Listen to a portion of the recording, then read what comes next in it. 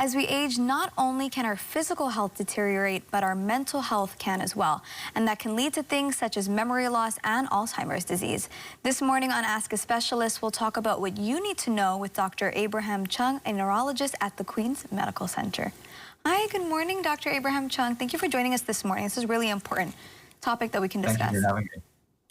Awesome. So just to start us off first, what can cause memory loss? It turns out that there's a lot of different things that can cause memory loss. I think as a natural reaction, people tend to think about conditions like dementia, such as Alzheimer's disease. But very commonly, just about everyone experiences some degree of memory problems with normal aging. And then there are other conditions that are temporary or transient, such as medicine side effect that may wear off over time, or something that's easily treatable like a vitamin deficiency, and with the appropriate supplementation, the condition may improve. And then there are other conditions that may be persisting, but it doesn't necessarily get worse. For example, as a consequence of head trauma from a car accident, or if there's brain injury from conditions like stroke, people may experience persisting memory problems that don't go away.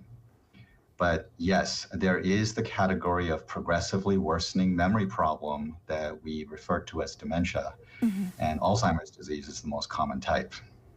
Good to know. Now, leading off of that, what is the difference between then dementia and Alzheimer's disease?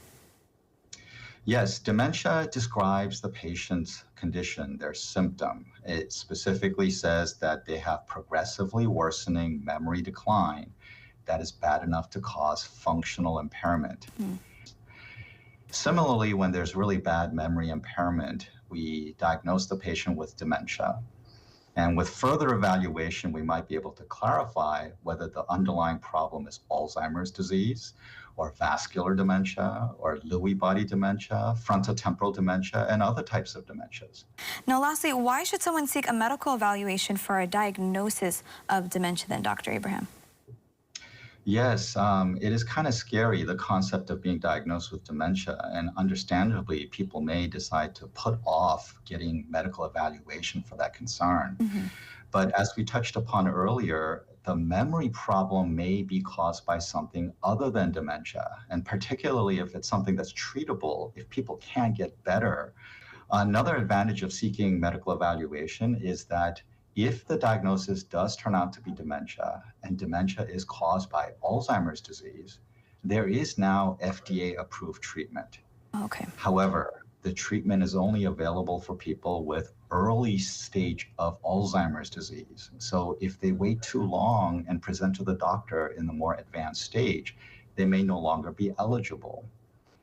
Another benefit of seeking a diagnosis early is even if it does turn out to be dementia and there is no dedicated treatment available, finding out about that condition early gives the patient an opportunity to proactively plan what is going to happen to them if the condition gets worse.